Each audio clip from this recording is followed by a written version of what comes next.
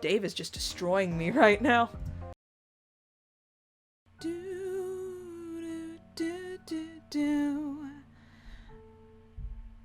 Hi everyone, and welcome back to Pesterquest. Yesterday, well for me anyway, I don't know when you guys are watching this personally, we befriended John. A shorter day. You convinced John not to play a game. This probably won't have any far-reaching narrative consequences. Jeez. Probably will. Looks like Rose has 2 different endings, so we better get right into that right away. Yep, today we're covering Act 2 with Rose LaureledEevees. Something Beyond the Sky. This I'll find interesting if I actually seem to get along with her, because Rose LaureledEevees, at the very least, is one of my least favorite of the beta kids. If not my least favorite character in Homestuck in general. It's weird to say that, but it's a thing. Anyway, wonder why that is. Probably because she's argumentative and she reminds me a lot of the girls that used to bully me. Anyway, on the advice of your new friend John, you go to visit one of his close comrades. Close only figuratively speaking, since it seems she lives all the way on the other side of the country. That's no problem for you though, since your new powers let you hop anywhere, anytime, even in new places that don't exist. Well, you think your powers let you do that. You just have this distinct metatextual feeling that you could pretty much go anywhere at this point. You know that doesn't make any sense. There's nothing that doesn't make sense about friendship, though, and that's exactly what you're about to do. Friendship, that is. You're about to do some friendship by making a new friend. Her name is, you check your notes, Rose. This is her house, apparently. Looks kind of weird and modern, and it's situated in the middle of the woods for no good reason you can think of. Also, it's pouring rain, which is not what you would describe as ideal friend-making conditions. Still, nothing stops a mailman, not from delivering mail nor making friends. Rather famously, rain and other similar weather patterns provide no deterrent to the performance of this duty. And there is no duty more important than friendship. Interesting. I'm expecting violins, but no, we just get like more kind of piano music, but like, oh, there's the violins. There we go. Happiness. Oh, Rose, you look so pretty. I like the style. The art style is great. Okay. Suddenly, a woodland girl approaches. Who goes there? Oh, it's your new friend Rose, obviously. There's literally no one else this could be. If she had pink eyes, we'd say she was Roxy, but that's okay. You introduce yourself. You are the cool mailman who John told her to expect a visit from soon. You would doff your mail hat to signify a friendly greeting, except recently you accidentally dropped it into a sewer, along with all your other mail-specific clothes, as well as all the mail you're supposed to deliver, as you explained to her gratuitously, in an unconvincing manner. It's not a great start, you admit, but you've done much worse. Whoa, we got kicked to the beat. This sounds similar to the Hive Swap music. Like Old Secret? It sounds close to Old Secret. Anyway. Oh, Rose got us. Okay, let me try. Rose's voice is rather simple. It sounds like me, but a bit like, I don't know how to describe it. Anyway, let's just continue and try it. You are not a mailman. Yikes. You are busted almost immediately. You briefly consider whether you should double down on the lie and try to say something mailman-like, or whether the right call is to come clean, since she's clearly too smart for this amateur bowl. But it's taking a few seconds too long for you to decide, which looks guilty as hell. That's it, the jig is up, you slouch in defeat. You ask her if she could please consider not telling John. Your heart couldn't take it if he found out your entire friendship was based on a lie. You want me to keep a secret from one of my best friends, to protect the feelings of a random buffoon who I've never met, and arbitrarily showed up to my house in the remote wilderness like a creep?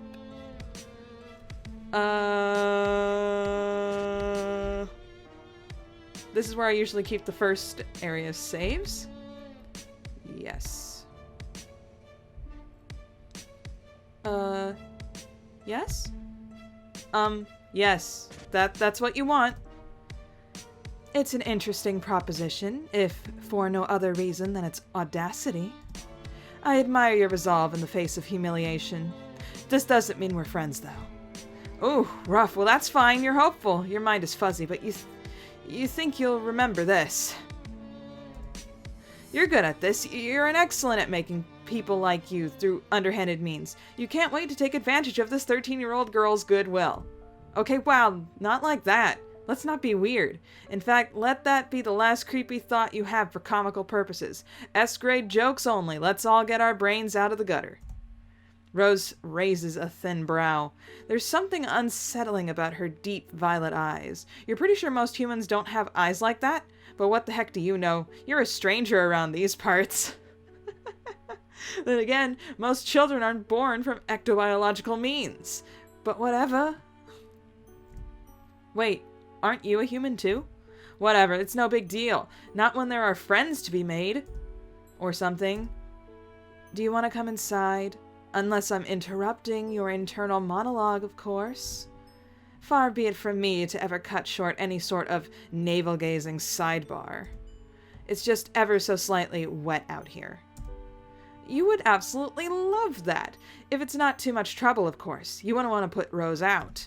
You're lying, though. You are 100% fine with being absolutely infuriatingly obnoxious if it means making a friend. Rose purses her lips, considering... Okay. Wordy words. Okay. Your predilections towards mailman mimicry weren't all that John told me about. Oh? He also said you had certain powers? Oh boy. Oh no. Powers of teleportation and time travel? I told him that he must be mistaken, since the well-known and accepted fact that magic, although a popular and highly engaging subject of fiction, is fake as hell. Oh, your zappy powers. No, those are totally real and not fake. Real in a different way than you being a mailman is real, since that is actually made up. Is that so? Prove it. You shrug. Easy enough. You hold out your hand, and after a moment of hesitation, Rose puts her fingers in yours. Her nails are long and sharp and painted a glossy black.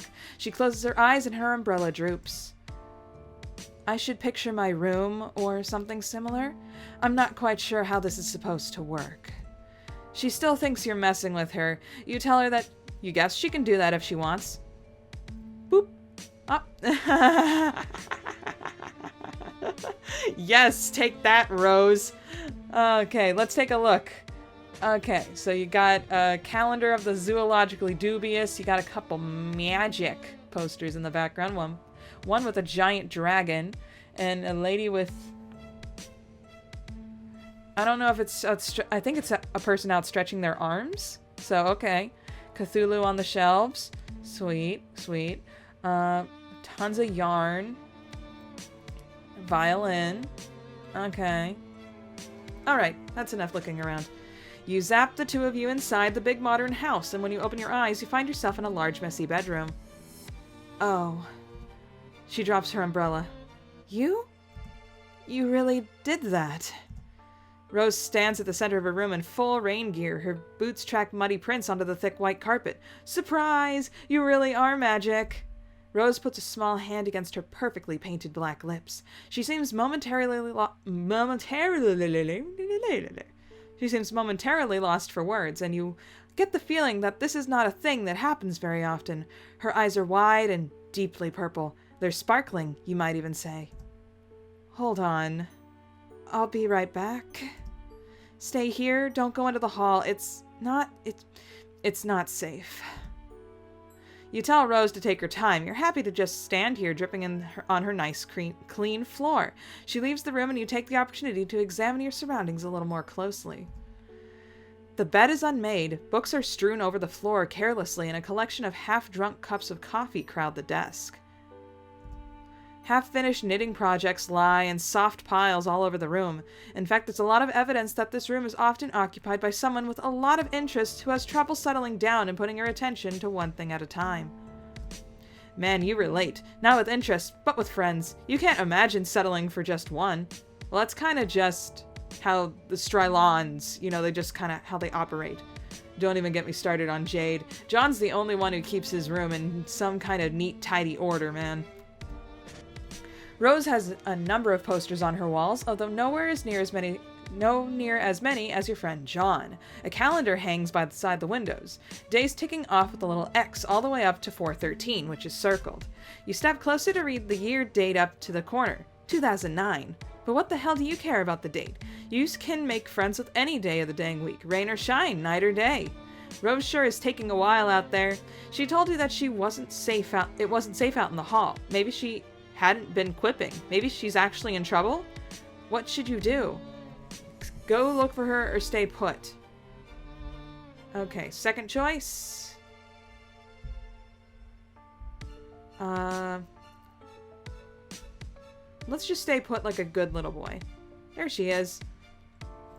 Your patience pays off almost at once. Rose is back and looking significantly more put together. Also, she brought you a towel. Here. I'm not overly attached to anything in here. It's mostly just childish nonsense I haven't yet bothered to rid myself of. But I appreciate it if you try not to drip on any of the notebooks. She has changed out of her raincoat and boots, and she's dressed in a neat black skirt and white shirt with purple blob thing with tentacles. What is it with all these kids in their blob shirts? Wow. Okay, now that's dealt with. Please sit down. She crosses her legs. You suddenly feel like you're at a job interview. Friend interview. You wish you were a little less damp. Actually, let's switch places. You're still pretty wet. You don't want to get her bedspread messed up. Don't worry about it. That's what washing machines are for. Now let's talk about magic, which up till now I have always taken for granted as being something confined to storybooks. Rose takes a wistful look towards her bedroom window, graying and blurring with raindrops. You get the feeling that she's doing it for effect. Maybe that's why she wanted you to switch places with her? And then comes you, the not a mailman with a penchant for showing up and attempting to make friends with unwitting children. Well, fair. She got you there. But honestly, she might be a child, but she doesn't really seem to be unwitting. On the contrary, you find her she's really quite witty. I'm glad you noticed. She folds her hands and clears her throat. You think that if she had any notes, she'd be shuffling them. And so, the question remains, are you a good witch or a bad witch? No one mourns the wicked. Okay. Are you a wizard? We've already established that you're not a public servant. Is there a difference between a witch and a wizard? Of course there is, but exactly how specific of a difference can vary. According to some works of fiction, a wizard is just a witch's male counterpart. But in certain mythologies, for instance, Arthurian legend, the difference appears to be class-based. Stop talking about classes and Homestuck! Anyway. Wizards reside at court and are classically trained, while witches are self-taught and run wild through the forest. I won't deny that those differences tend to often be gendered as well. You ask her which one she is, a witch or a wizard. Me?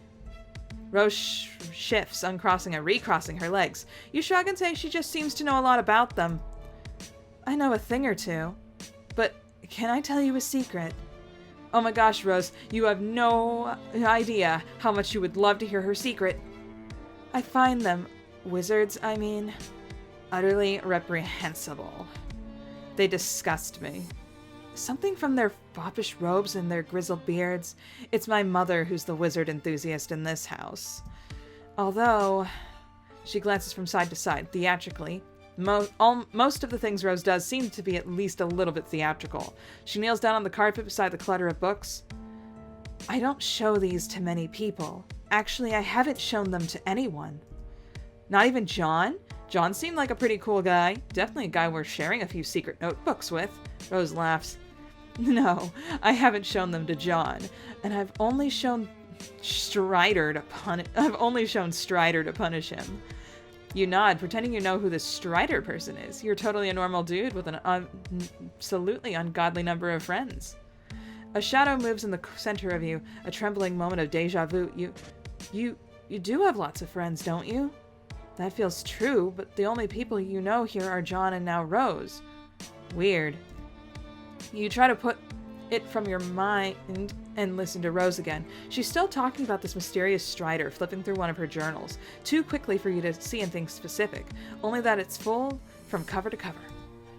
As if my modest writings are the sole source of homoerotic tension in his life, when his brother is the one who insists on filling their home with the sort of... oh gosh. Sorted smuppets for ironic purposes. Rose rolls her eyes. Oh boy, you missed the beginning of that. It's probably made way more sense than it seemed like. Rose is searching through her notebooks, checking markings on the spine to make that seem to be some sort of cataloging system of arcane symbols. Where is... Oh, right. She does something quick and complex with her fingers, and another notebook pops into existence and falls into her lap. You gape. She really is a wizard. What? It's just a Siladex. A child could use one here. This notebook has a couple of drawings in it, but most of it's filled with small, neat handwriting of lavender ink. Is Rose writing a book? In purple prose.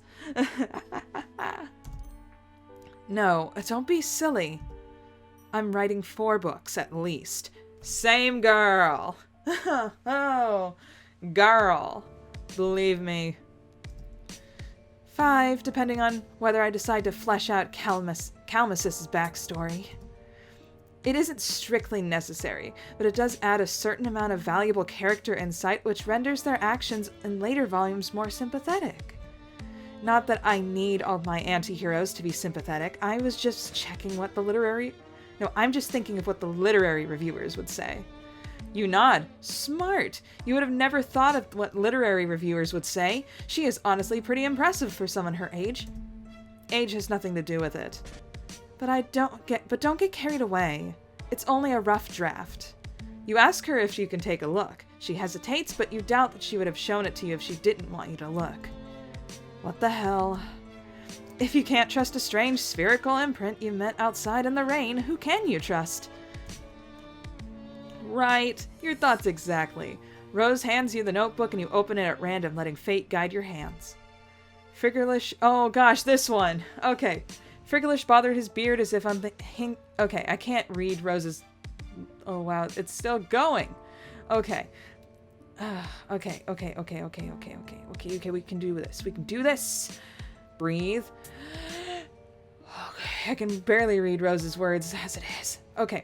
Friggerlish bothered his beard as if unkinking a hitch in a long silk windsock. A more pedestrian audience would parse the exhibit as a nervous compulsion, behavior to petition contempt among the reasonable. He was, however, not surrounded by the reasonable, but the wise, a distinction in men that would forever be the difference in history's garland of treasured follies. As a matter of fact, his cadre of fellow wizards were all putting similar moves on their beards as well. The practice would invite thoughtfulness, sagacity even, if they didn't do it all the time, standing in line at the bank, shooing squirrels from the bird feeders. A few occasions were safe. Zasarpan intercepted the clue, a single piece of evidence cradled in his coriaceous old man palms. It was a human bone, not striking in the tale it would be alone, so much as told by the thousands like it, festooning in the marshy soil of the mass grave. Man, I can't read. The gristly expanse bore the texture of a decadent dessert, like one of Smarmney's formidable custard trifles, wobbled out on the wheels for the holidays, tended to the dismay of a small nation. You're certain of this? Asked Frigglish. Despite what he was doing with his beard, he was in fact immersed in meaningful contemplation. I'm afraid I am becoming more so with each terrible trick gouged by that gaudy timepiece slung around your neck. In case it wasn't clear, Frigglish wore a clock Zasarpan didn't care for. It was magic. The massacre of Circe Gnelf was not as written. Wow, this is pretty dense, but smart. You stroke your own imaginary beard and pretend to ponder the deeper meaning. Yes, intriguing. Zazurpan and Frigolish. Clearly there's some history there. Yes, clearly. But what the two of them shared went beyond simple romance. That's why it's gone so particularly sour.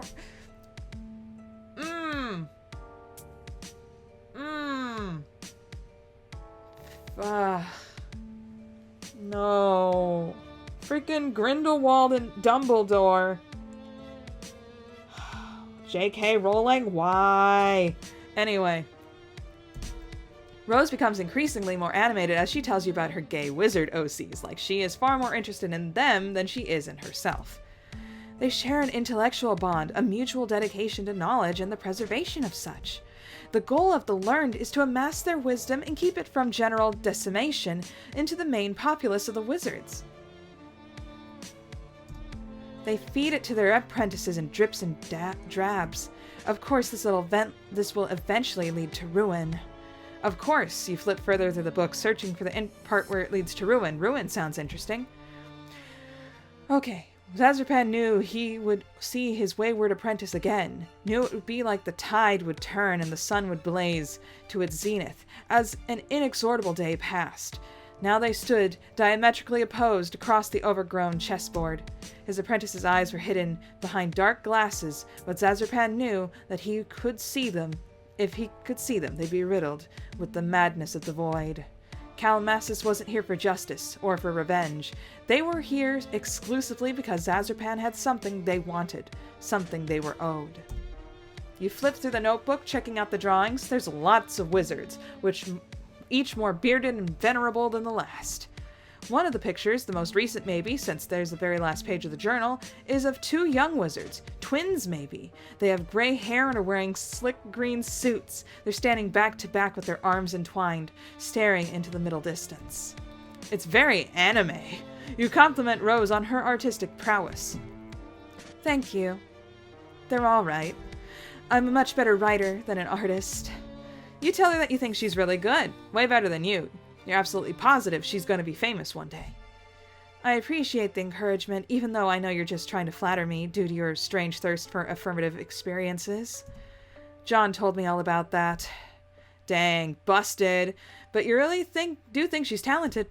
It's fine. It's not as if my social calendar is overfull out here in the middle of the woods. Don't tell anyone I said that. No, don't tell anyone I said that I don't have many friends. And don't tell them I've been drawing. He'd be insufferable. He? Never mind. Dave? You assure Rose that her secrets are safe. Hand back her journal, and you're really excited about her new friend, if you might be so bold, and her wizard stories. Although, wait. Hadn't she said that she hated wizards? What's your point? Well, you're no expert on wizards or on Rose, but it seems like she actually does seem to like them, because she has several notebooks full of wizard fiction. You aren't trying to get, real here, but maybe it's possible her mom isn't the only one in the family who likes wizards. Rose pulls her book out of her hands. That and the rest of her books vanish into thin air. Oh, right. That must have been that... What had she called it? A Sylladex? She doesn't look angry exactly, but the lines around her mouth and eyes that softened as she talked about her book are hardening back up. Her eyes glitter menacingly. Oh, is that right, Freud? Don't look at me. The Strylons are just full of this. Sigmund Freud would be so distraught over this whole family. Okay. Well, why don't you diagnose me? Oh, hey, wow, you weren't trying to be condescending or whatever. Clearly. Were you aware that it is a common psychological phenomenon for an individual to react to trauma by creating fictional representations of that which has caused them bodily harm or emotional dismay? No, I would think they would avoid that at all costs, really. Okay. To suggest that the portrayal of those fictional renderings somehow condones them or supports them is absolutely absurd. So what she's saying is she draws wizards to cope. Rose rises regally to her feet. The lightning turns her into an ethereal silhouette. Is she going grimdark? What I'm saying is that I don't need you to justify my fictional predilections to you or to anyone else. No, she's totally right. You're sorry about that she suggested that she might like wizards. It was horribly presumptuous and not at all the way a friend should act. You're so sorry. You promise it'll never happen again. No, I don't suppose it will. It's probably just because Rose's hair is such a pale blonde, but it almost looks like she's glowing in the dim bedroom. Like the light behaves a little differently around her than it does on everything else. Would you look at that? It appears the rain has lightened up a bit. The rain is actually hitting the window so loudly you're actually having trouble hearing her. And your point is, you can just zap yourself to where the weather is drier. Screw off. Better just go zap yourself. Well. Okay. Let's try to get the good ending. Look for the rose. You're too anxious to sit still, and you aren't the sort of person who just sits there and waits for friend opportunities to fall into their lap. Better run headlong into danger, or as much danger as a minimalist upper-middle-class house in the middle of the woods can offer. Rose told you that it isn't safe. You creep into the hallway where a bunch of things happen more or less simultaneously. A deluge of quick-time events that you had no idea were coming. Whoa. Lightning flashes in a perfect jagged line across the tall window at the end of the hall, followed immediately by a crash of thunder so loud you think the house might be falling down. Abruptly, all the lights go out. Oh, Mom!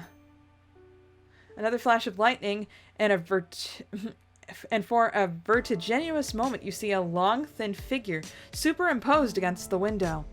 You freak the heck out, jump like about a foot in the air, and yowling like a cat. Jumping about a foot in the air and yowling like a cat. A small hand lands on your shoulder and you jump again. Calm down. It's just me. Rose speaks in a normal tone of voice, and it's jarring. The house is echoey and cavernous, and there's just something about the dark of the house in a stormy evening that makes you want to whimper. Whisper. I didn't read that right. I told you to stay put for a reason. It's too early for my mother to be sauced enough not to notice random strangers in her house, and I don't want you to go through the tedious process of explaining who you are. You have a perfectly understandable reason for why you left, and that reason is that you were lonely. Rose snorts. Cold? You mean you were cold? Well, you are soaking wet. Follow me. She grabs you by the wrist and tows you down the hall. You wonder if you should warn her about the strange wraith-like creature you saw by the window, but you don't want to freak her out. Although her mom might be at risk too. Her mom somehow looks just like her comic counterpart and doesn't have a drawn... oh gosh. Okay. Whatever, moms are tough. She'll be fine. This probably wasn't the first time she's gone toe-to-toe with a weird slender man. This house looks haunted as crap. Laundry room. I like the sparkles on the detergent. Anyway, Rose brings you to a dark laundry room, then motions you to take off your hoodie, which you do gladly because it's soaking wet. That's interesting. The design on the front, does it mean anything? Oh yeah, it's kind of cool. Blue line that zigzags on one end like lightning. Looking at it makes you feel unsettled. You realize Rose is still waiting for a response, so you just hand her the hoodie and tell her, no, you're pretty sure it's just an abstract sign. Then you stand there for a while while she tosses the sweatshirt into the dryer, feeling the alarming currents of memory in your bloodstream. You're sure there must be something you forgot to do. You continue to feel weird as Rose hits the dryer button and nothing happens. Ugh. She hits the button a few more times as if that will make a bit of difference when the power's out. She presses her thumb and forefinger to the bridge of her nose. Well, you aren't gonna fit into anything of mine. She leads you down one more dark hallway. Okay, she leads you down more long, dark hallways. Man, this house is unreasonably huge. You ask Rose if a lot of people live here. No, it's just me, my mother, and a horde of liquids, not soluble in water. Here, try not to drip on the carpet. Oh, are we in her mom's room now? Well, she has a bar in her room. Oh, that's sad. You aren't sure how you're supposed to manage that, but okay. This room is large and dark. When Rose parts the curtains, a flash of lightning illuminates a 4-poster bed, a long counter, and a shelf covered head to foot in bottles. Rose vanishes through another door, leaving you to peruse. Yep, this is all liquor. Crap, this is a lot of booze. Here, I'm not sure what you would want to wear, but this should work until the power comes back on and we can dry your clothes. Rose hands you a long silk robe. Always with the robes! Let me take a sip. I'm sure I could fit in one of your mom's, like, you know, lab coats, but whatever. She won't miss this. I don't think she's ever even worn it. She has this whole closet full of fantastic clothes that she never puts on. You take the robe and go into a large master bathroom. It's kind of a mess. The top looks like it hasn't been cleaned in a long time. The robe gives you the same nodding feeling of familiarity that looking at your hoodie did, but you put it on anyway. It's a relief to get out of your wet clothes. You hang them carefully on the shower rod. Oh boy. Diamonds are a girl's best friend. Sorry. When you get back out of the bedroom, you find Rose standing in front of the wall of liquor. She's holding a bottle of Grey Goose and squinting at the label, like she's trying to read the nutrition facts. I've often wondered what exactly the merits of consuming this are. It tastes, quite literally, like burning. She opens the bottle, and before you can protest that she is by no means of the legal drinking age in wherever the heck you are, she puts the bottle to her mouth and takes a sip. She sputters. Blah. That's terrible.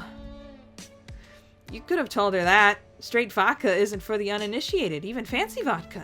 You take the bottle from her. She hesitates for a moment, then lets it go. You set it back on the shelf. This really is quite an impressive liquor cabinet. Liquor wall. Liquor room. Her mother must really have a refined palate. Don't strain yourself. You can say it. What's the point in mincing words? She's an alcoholic. Yeah, I know. It's like the one thing where I'm like, aw, Rose's mom, she drinks to forget the 2 small children that totally got eviscerated in whatever is happening in Hive Swap right now. I don't know. Oh, gosh. But yeah, alcoholism it runs in my family genes, which is why once I hit 21, I was like, nah, screw that, and I haven't drank anything alcoholic. All these, like, slurs and everything, those are all natural. I don't need to have alcohol in my system to slur. Anyway. Wow, this is intense. You're not sure if you're prepared for something this heavy. You were kind of counting on some silly shenanigans. Maybe a couple funny jokes. You aren't cut out for this. You get the feeling that at some point you might have been cut out for this. You might have been the sort of person your friends or potential friends could count on. Yeah, you seem a lot worse than Alternia, I think. In fact, you know on some level that this is true, but whenever you try to nail down any sort of specifics, you find a gaping... You find a gaping lacuna in your experiences. It's all just white noise. Rose's shoulders slump as she stands surveying her mother's bottles. She doesn't even have the decency to hide her distasteful habits. Who needs an entire wall of liquor bottles? She doesn't even have people over. She doesn't have any friends. This is all just for me. Just more of her passive-aggressive act as a femme fatale 1950s housewife with a death wish. I don't think she was born in the 50s, though.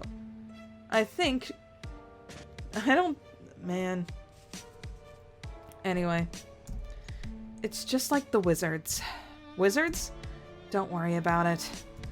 You know how long it's been since I've had a home-cooked meal? And I'm not saying that I require or even deserve a lovingly crafted culinary masterpiece every time I sit down to eat. That's going a bit far. So it's not 1950s, because 1950s housewives would be having that dinner on time every night, and it'd be something ridiculous. Maybe even something gelatin that should not be gelatin.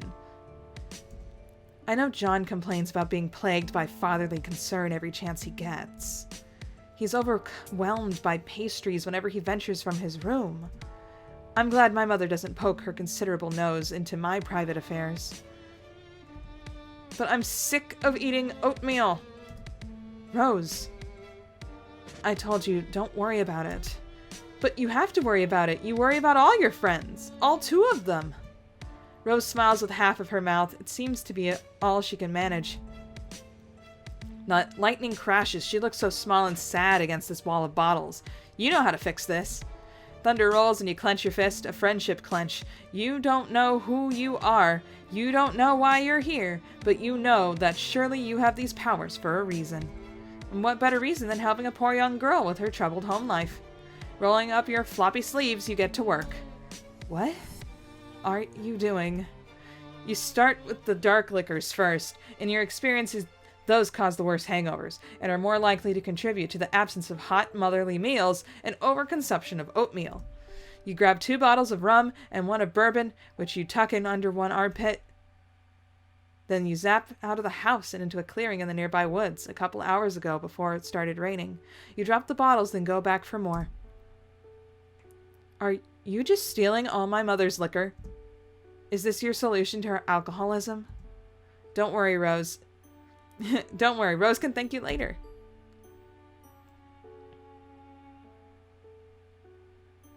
Rose just like, why? You go for the tequila next, then the vodka, then you get sick of this organized approach and just start grabbing whatever the heck and dumping it in the past. Checking her phone. Rose watches you for a while, then hops onto the counter, crosses her legs, and starts texting. I like that she has the flip phone. Yep, gotta keep that aesthetic. Wow, she's really so intent on her conversation that she isn't even noticing you fixing her domestic situation. She keeps giving you little fleeting looks, and you're pretty sure she must be talking about you. You should just let her talk. It isn't right for you to try to invade your friend's privacy. You attempt to resist the temptation, which you fail at immediately. Not even an overused meme can save you. You zap behind her onto the counter where you can spy on her private correspondence. Oh gosh, it's Jade. Oh gosh, Jade! I don't remember Jade's voice, and I'm screwing up Rose's voice something terrible. Okay, so let's see. I know I kind of made her a little nasally as well. I don't know anything about them. Sorry. Sigh. And here was me trying to take advantage of your uncanny ability to make guesses verging on prognostication. I'm currently recently considering a reevaluation on magic. You don't know who this person is. Maybe you should just... What? You go back in time a couple of minutes to when Rose started her conversation. Your past self is busily zapping back and forth carrying liquor bottles. You hunker down so you don't see yourself and cause a paradox or whatever the hell. Okay. Out of a morbid curiosity to shine a light on my future, I come with metaphorical hat in hand to ask you to consult your dream clouds. Do you happen to know anything about a strange cardboard cutout creature masquerading as a mailman? Are you sleeping? Sorry, I had to scold Beck. He has been acting really weird all of a sudden. Oh gosh. Beck is gonna wreck my world. Anyway, is this the same mailman that John was talking about? The fake one who hung out with him? That's the one. They're currently emptying my mother's liquor cabinet in an attempt to prevent her from overindulging herself. Oh, are they drinking it? No, they're just dropping it into the woods with their magic powers. Oh, Do they know that she could just go out and buy more liquor? That's something you can do where you live, right? Yes, well, not exactly where we live. I think the nearest boozery is a good 20-minute drive. Uh-huh, so they can drive out to places. They're not... they are far out there, but they're not too far out there. Wait, does that mean her mom drinks and drives to get alcohol? Oh gosh, how can she drive? Like, competently? Does she even have a license? Does she even have citizenship? Anyway. I'm not actually entirely sure where my mother got it all. We don't own a car. Okay, I've spoke too soon. My bad. As far as I know, Sometimes it seems like she has the ability to just make things appear. I don't know anything about them. I'm sorry. And here was me trying to take advantage of your uncanny ability to make guesses verging on prognostication. As I am recently considering a reevaluation on magic. I'm still pretty sure magic is fake. At least the kinds of magic you talk about. There's probably some real magic out there somewhere. Yes, for instance, the sort that lets you spy on your hostess' private correspondence while you're stealing her mother's libations. Oops. You freeze. With a contrite zap, you reappear in front of Rose. She sets her phone down and props her chin up on a delicate fist. Sorry, you honestly don't know what got into you. You couldn't just resist using your power for evil. Haven't you heard that with great power comes with great responsibility?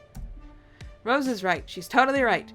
You've only had this power for like a day, and so you still aren't used to the idea of being able to just zap all over the narrative. Clearly, you did not appreciate the implications. Zapping all over the narrative sounds potentially stressful. Oh, you bet. You are incredibly stressed right now. Rose laughs. You apologize to her for stealing all your mom's drinks. That was kind of overzealous of you. No, actually, I thought it was hilarious. I've never really been one for pranks. That's always fallen more in John's wheelhouse, but there's nothing wrong in occasionally stepping outside of one's comfort zone. Let's do the vodka next. The two of you work together to get the place cleared out pretty quick. You zap Rose along with you into the bright clearing in the field, and for a moment she just stands in the sunbeam blinking at the cloudless sky. Her expression says she still might not totally be convinced any of this is happening.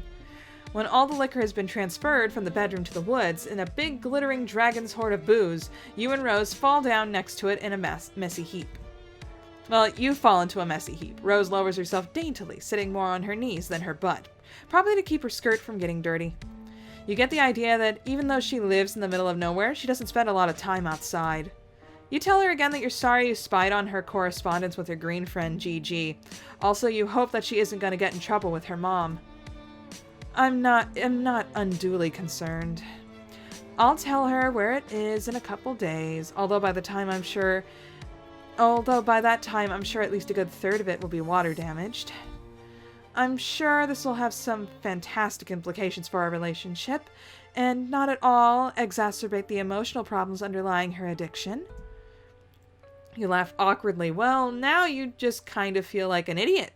Rose lies back on the grass and raises a hand to trace the curves of the fluffy white cloud. She closes her eyes.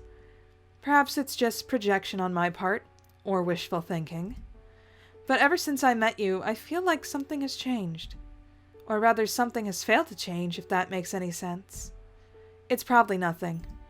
Her eyes flicker back open, endlessly purple, fixed on the sky like she can see something beyond it. And once again, you feel like there's nothing really crucial that you forgot. At least you've made a new friend, even if you don't think Rose's brand would ever allow her to call you such. You're lying in the sunny clearing next to a pile of alcohol, and honestly, it doesn't get much friendlier than that. Victory! Brum, bum. Awesome. Let's take a look at the chum roll. We still haven't found that hidden ending. So let's go. Go, go, go, go, go, go. First choice. No. Okay. Man, you guess today is just the day you get owned by teens. She is totally right. Wait, what are you doing just wandering up to her house without even calling first? It's just totally disrespectful of her time. No need to self-flagellate. It was a simple suggestion to more critically examine your motivations and actions in the future. No, she's right, you're going. You zap away, aiming for a spot a half-mile away in the woods where you can become properly soaked and miserable. We're in the lab. We just zapped into the lab, and it's at 4:13. Everything, oh, that's great. Okay. But instead of trees, you find yourself standing in front of a bank of computers. Dang, you misfired. Wait, you remember seeing a big structure off in the distance where you were in front of Rose's house. You figured that was just some sort of office building, but this looks like more like a factory or a secret research lab. The computers show coordinates on a screen that don't mean anything to you. A countdown clock is frozen on 4:13. All of this has the trappings of a tableau someone set up for you to see. Turning away from the screens, you wander down a long line of gleaming science fiction equipment. It reminds you of pictures of an old computer from the 1950s, the ones that took up entire rooms. You bet that you could go back and visit some of those if you jabbed hard enough. You wander through a whole maze of halls and wide echoing rooms that aren't pictured because our art budget is only so big, but take it as certainty that they are all very mysterious. Eventually, you circle back to the strange bank of screens. Nervously, you hit a few keys, tap a few fingers against the readouts. Nothing. It's all locked down. You think that if you could only get these screens to unlock, you can unravel the secrets of life, the universe, and everything. Or maybe it's your memories you're trying to unlock. Maybe you'll understand the seething waters of this endless ocean of time and space, intertwining the... Meow. Meow? Meow. You do have a sprite. Holy crap. Hi, adult Roxy. And look at you, little cat. How's it going, Vodka Moutini? How's it going? You turn around expecting a cat, and you get a cat, a very adorable black kitten. Tiny and soft with far more eyes than a cat should have. Aw, but the cat isn't the only thing here. Whoa. So cool. A woman in a sleek white lab coat and sensible heels holds the cat, pinning you to the spot with her gaze, or at least you assume she is. Her hair is in her eyes and the light is behind her, so all you can see in her face are her painted lips. Sorry ma'am, you absolutely didn't mean to trespass in her secret science lab, and you actually aren't even lying, you really just screw up this time. The lady puts the cat down slowly, and it rolls on its back and bats a paw playfully at the air. Aw, cats are great, even mutant cats. Maybe especially mutant cats? This little guy should have a name. You think you'll name him Cryptid McWhiskers, yeah. Cryptid McWhiskers is a great name. In fact, you can't imagine anyone ever naming this cat anything else. You hold out a hand to Cryptid McWhiskers and wriggle your fingers. It rolls on the back of its feet and saunters over to you. It is as soft and fluffy as it looks, and its 4 eyes blink up at you with utter trust. At least this kitty will be your friend. The ominous clack of heels on cement reminds you that you and Cryptid McWhiskers are not alone. While you're busy with the kitty cat, the very intimidating and well-coiffed lady has walked over to the bank of screens. She presses a button, and it must have some sort of fingerprint recognition or retinal scanning, or maybe she's just better at things than you are, because it works for her. The floor is a few feet from you. On the floor a few feet from you is a round gray protrusion, a platform on the floor. You saw it earlier, but you had no idea what it was for, so you just ignored it. What? What you don't understand can't hurt you, right? You think that's probably right. The intimidating lady presses a button on the screen, mouth turning up at its corners. What pumpkin? It's realistic! Jeez!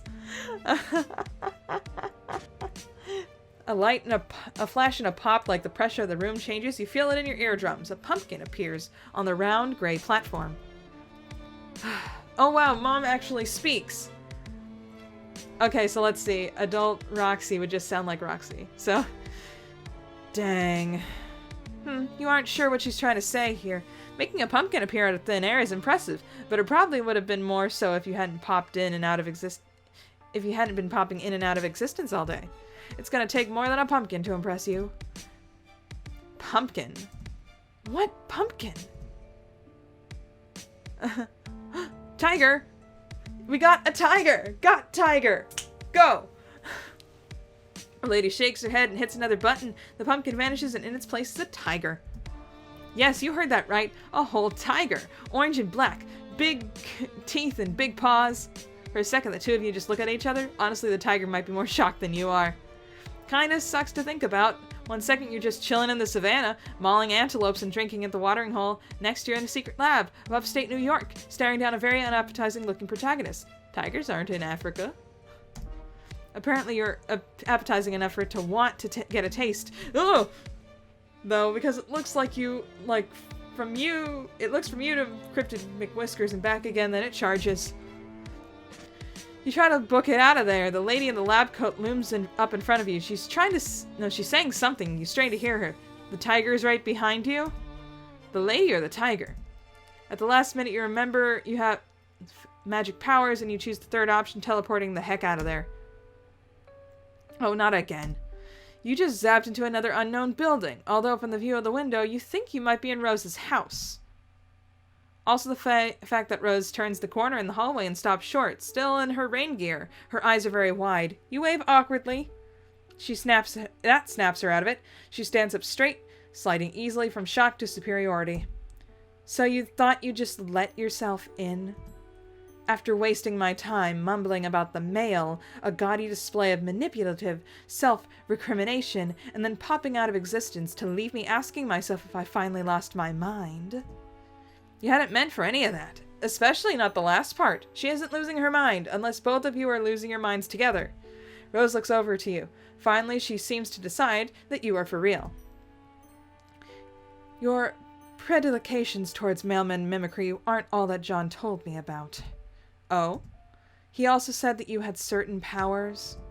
Powers of teleportation and time travel. I told him that he must be mistaken, since it's well known and accepted fact that magic, although popular and highly engaging subject in fiction, is fake as hell.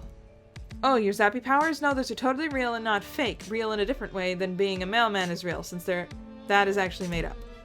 She's still got her umbrella open. Hey, doesn't she know that's bad luck? Luck is also fake as hell. You say you can do magic. Prove it. Didn't she just saw you vanish out in the front?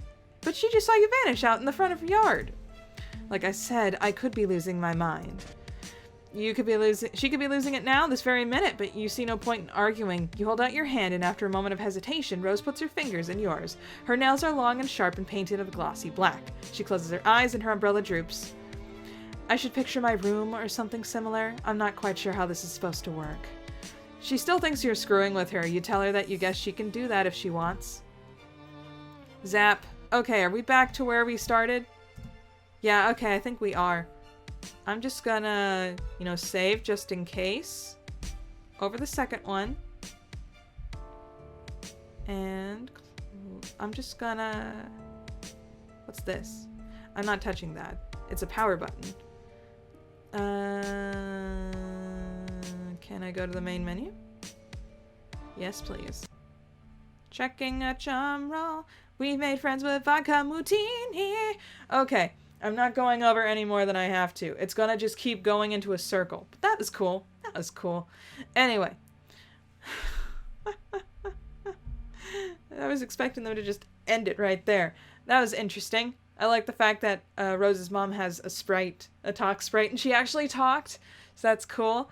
Sorry I wasn't able to, actually read like a competent human being this time around. Hopefully that'll change in the next episode. Hope to see you guys there. See you all next time. Bye! Hey there. Consider becoming a patron, just like the phenomenal Bleed Red, Alexander Madeline, and Uranium Coffee.